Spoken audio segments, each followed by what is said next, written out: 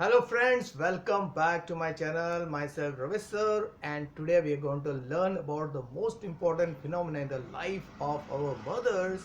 तो हमारी माँ के शरीर में जो सबसे important event हुआ है, okay, that is the pregnancy, and it is because of that important event we all are actually interacting with each other, and that too very safely. Okay, तो we know pregnancy जो है वो एक female के life का सबसे important phenomena होता है. ओके, और उस 9 महीने के period we know pregnancy occurs for 9 month. तो इस 9 मंथ के पीरियड को हम लोगों ने 3 फेजेस में डिवाइड किया, 3 3 मंथ के 3 फेजेस में डिवाइड किया. तो आज हम लोग देखेंगे कि प्रेगनेंसी की पीरियड में कौन कौन से चेंजेस आते हैं बेबी के कैसे शरीर में और माँ के बॉडी में. ओके, और साथ में थोड़ा सा हार्मोनल कैंसी जो लेवल है जो प्रेगनेंसी को मेंटेन करना है उसको भी देखेंगे. Okay, with the help of the chart. The chart आपके कैंसी मेरे पीछे आपको दिख रहा है, उसको हम लोग एक्सप्लेन करने वाले हैं. तो सबसे पहले देखते हैं कि प्रेगनेंसी का अभी डेफिनेशन क्या है. तो दो तरीके से हम लोग प्रेगनेंसी को डिफाइन कर सकते हैं. The period between fertilisation and child birth. We know कि एक्चुअल हमारा जो बर्थ है 9 महीने पहले जब जाइगोट बना था उस टाइम पे हुआ था. ओके, तो जाइगोट से लेके हमारे बर्थ तक के जो पीरियड है उसको प्रेगनेंसी कहते हैं, और उसी को दूसरा टेक्निकल जो नाम है, साइंटिफिक नाम है, उसको जेस्टेशन कहते हैं. तो gestation is the condition of carrying one और मोर एम्ब्रियोज, लाइव एम्ब्रियोज, या फीटस भी कहते हैं उसको. ओके, डेवलपिंग बेबी को फीटस भी कहते हैं. ओके, जब वो पूरा एक मिनिएचर ह्यूमन जैसे दिखने लगता है तो उसको फीटस कहते हैं in the uterus. In the uterus. और ह्यूमन का जो कि यूट्रस है, ये फीमेल का जो यूट्रस है जनरली 1 और 2 बेबीज के लिए क्या है तैयार किया गया है, और तो बिकॉज ट्विंस होने का chance is always there. Okay, now सबसे पहले अभी देखते हैं कि जो प्रेगनेंसी पीरियड है इसका जो 9 मंथ का पीरियड है कैलकुलेट कैसे किया जाता है. तो एक्चुअली कैसे टाइम पीरियड जो है वो फर्टिलाइजेशन से लेके चाइल्ड बर्थ है. कि समझेगा कैसे है कि फर्टिलाइजेशन कब हुआ. करेक्ट नो, बिकॉज जब फर्टिलाइजेशन होता है तो उस टाइम पे तो फीमेल के बॉडी में कोई भी इंडिकेशन नहीं होता है, तो she can not understand. Okay, कोई सिग्नल तो एक्चुअली नहीं क्रिएट होता है. तो कैसे किया जाता है, तो एक्चुअल पीरियड जो है फर्टिलाइजेशन से देखेंगे तो इट इज 266 डेज.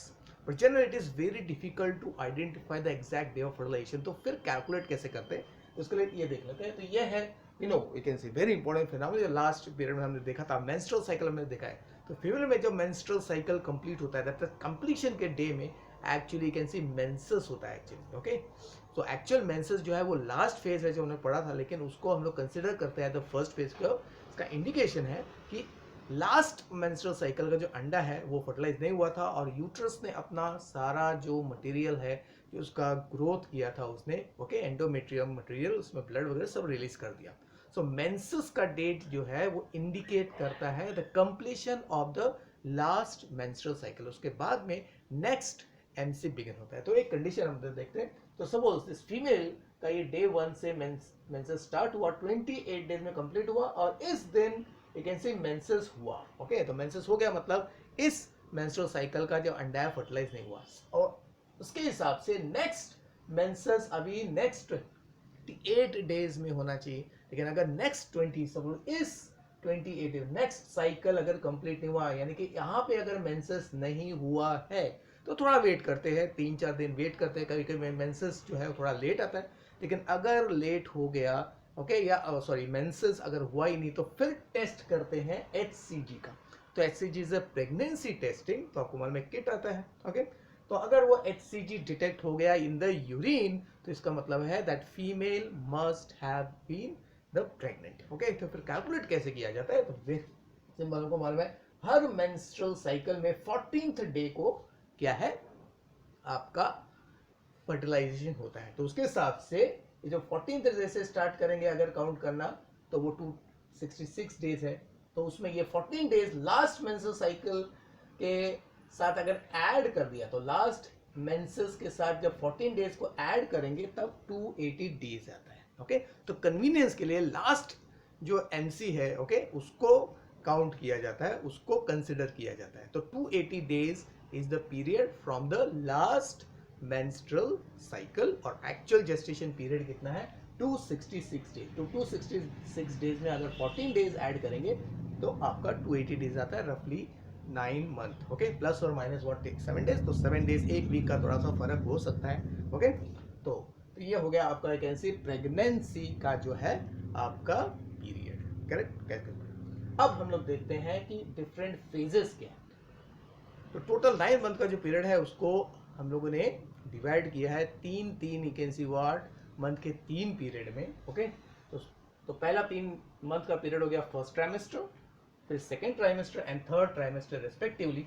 ओके, तो पीरियड गया आपका पहला 3 मंथ मीन्स फर्टिलाइजेशन से 12 वीक, सेकेंड ट्राइमेस्टर जो है 13वें वीक से लेके 26th वीक कंप्लीशन की बात करेंगे, यानी कि 4 से 6 महीना, और फिर लास्ट 3 महीने जो है 27th वीक से लेके बर्थ के लिए, क्योंकि बर्थ का टाइम एकदम एक्यूरेट नहीं होता है, थोड़ा सा फर्क आ सकता है। Okay, and but the thing is that we can actually what guess the date accurately also. आज के यू कैन सी जो टेक्निक्स है, स्पेशली सोनोग्राफी टेक्निक्स है, we can actually what guess the date of the probable delivery also. Okay, now अभी size of embryo देखते हैं। First trimester में first month में 3 सेंटीमीटर एकदम छोटा सा यू कैन सी बेबी होता है। ओके, इसके लिए यू कैन सी कोई भी चेंजेस एब्डोमेन में नहीं होता है, समझता ही नहीं कि फिर द फीमेल प्रेग्नेंट। और थर्ड मंथ तक साइज जो है 7 to 10 सेंटीमीटर बढ़ जाता है, साथ में यूट्रस का साइज भी बढ़ता है, और वजन जो है बहुत ही हल्का 20 से लेके 100 ग्राम ही रहता है। ओके, तो there is no obvious change. Second trimester में जो लेंथ है यू कैन सी रैपिडली बढ़ता है, इट इज 30 सेंटीमीटर तक बढ़ता है, और वजन 1 to 2 kg हो जाता है। और थर्ड ट्राइमेस्टर में एक्चुअली बेबी फुल साइज का at the end 50 centimetre you can C length, और 3 से 4 किलो तक का हो सकता है depending upon the development. Okay, और इसमें उसका बेबी का जो है बेबी के साथ साथ उसका जो आउटर कवर, जितने भी कवर है 4 extra you can see what embroidery cover है, उनका भी वजन क्या है इसमें इंक्लूड है। ओके, नाउ तो मेन सिग्निफिकेंस फर्स्ट ट्राइमेस्टर में होता है, it is a main period of development of all the body organs. तो ह्यूमन बॉडी में जितने भी मेन ऑर्गन्स है, ब्रेन हो गया आपका, हार्ट हो गया, you can see kidney, liver, you can see hand, feet, ये सब इस पीरियड में डेवलप हो जाते हैं। That is why it's called organogenesis. Organogenesis second trimester में there is a rapid growth of the fetus, इस फेज में रैपिड ग्रोथ होता है यू कैन सी डेवलपमेंट का।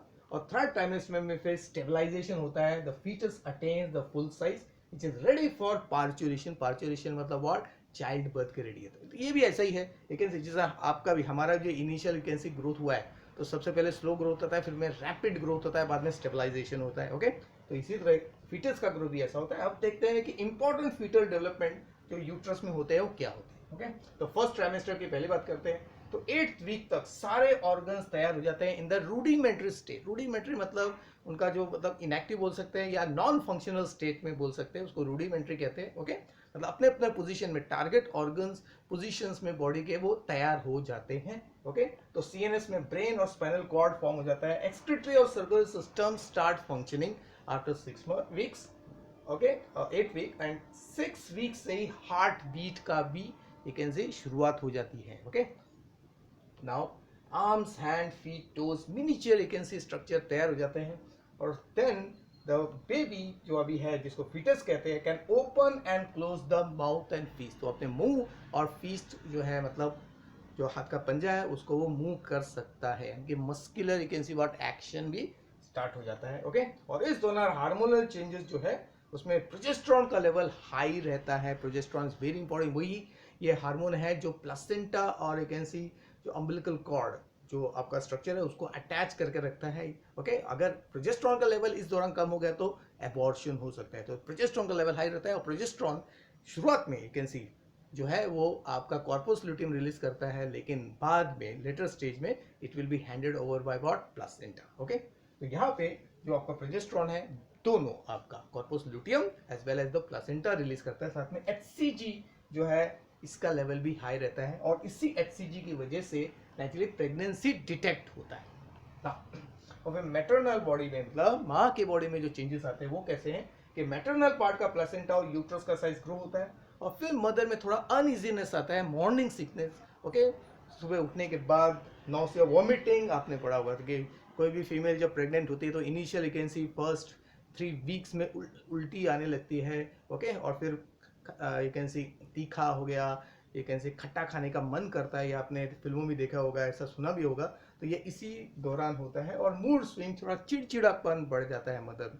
ओके, फिर सेकेंड ट्राइमेस्टर में rapid you can C growth होता है फीटस का, जिसमें फीटस बिकम एक्टिव, हाथ पाँव हिलाने लगता है, तो इसके लिए मदर को फील होता है। ओके, थोड़ा अनकंफर्टेबल भी फील होता है, यूट्रस का साइज बढ़ता है, और pregnancy become obvious because the belly bump जो है ओके जो एब्डोमेन है उसका साइज इंक्रीज होता है, ओके, और उसे लगता है कि द फीमेल जो है this lady is pregnant.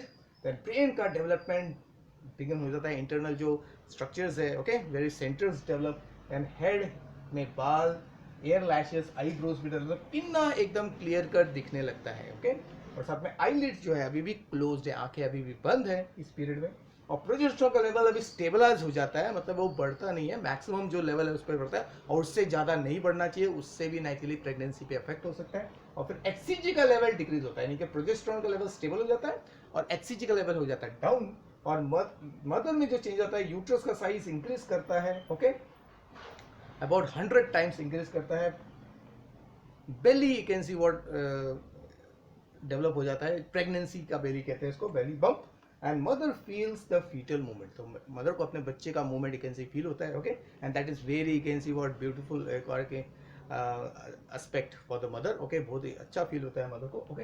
And then last period जो 3 मंथ है उसमें एक्सपांशन ऑफ द यूट्रस होता है, 200 से 300 गुना यूट्रस का साइज बढ़ सकता है, eyes open, and the thumb Suckling, तो बच्चा जो है अभी सकलिंग जो है थम को सक करने लगता है, क्योंकि उसको मालूम है कि अभी बर्थ के बाद उसको क्या है मिल्क सक करना है फ्रॉम द मेमोरी ग्लैंड्स, तो प्रैक्टिस चालू है।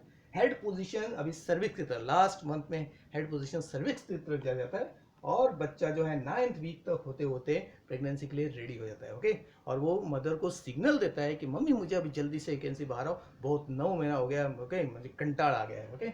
प्रोजेस्टेरोन का लेवल स्टेबल हो जाता है, रिलैक्सिन हार्मोन जो रिलीज होने लगता है, तो जैसे ओवरी तो रिलीज कर रहा है, लेकिन यहाँ पे प्लेसेंटा भी रिलीज करने लगता है, जिससे यूट्रस जो है नेचुरली रिलैक्स रहता है, क्योंकि यूट्रस का साइज बहुत ज़्यादा बढ़ गया, अगर वो कॉन्ट्रैक्ट होना चालू गया तो बच्चा कॉम्प्रेस हो सकता है, लेकिन माँ को अभी थोड़ी सी तकलीफ होगी, ओके, क्योंकि एब्डोमिनल ऑर्गन जितने भी है, यूट्रस का साइज इतना बढ़ जाता है कि एब्डोमिन के अंदर के सारे ऑर्गन कॉम्प्रेस होने लगते हैं, डिस्प्लेस राइट या लेफ्ट साइड में चले जाते हैं, जनरल यूरिन ब्लैडर जो है वो राइट साइड में शिफ्ट हो जाता है, एंड उसकी वजह से यूरिनेशन बार बार होता है, क्योंकि urine is not able to collect, you can see what the maximum, you can see what urine, then digestive blockage, यानी कि जो फीकल मैटर है वो उसको भी पास करने में थोड़ी सी डिफिकल्टी आती है, बैक एच होता है, तो इस सारे यू कैन सी चेंजेस माँ को लास्ट मंथ में थोड़ा सा अनकंफर्टेबल फील कराते हैं, and the baby is not ready, okay, for the baby अभी रेडी होने वाला है फॉर द चाइल्ड बर्थ। तो नेक्स्ट एपिसोड में हम लोग चाइल्ड बर्थ को स्टडी करेंगे, ओके, तो आज के लिए इतना ही स्टूडेंट्स, तो go through the chart, I will again see give a pause, एक फोटो आप ले लेना और पॉइंट्स को आप अभी लिख सकते हो, okay, very nicely, okay students, bye, thank you.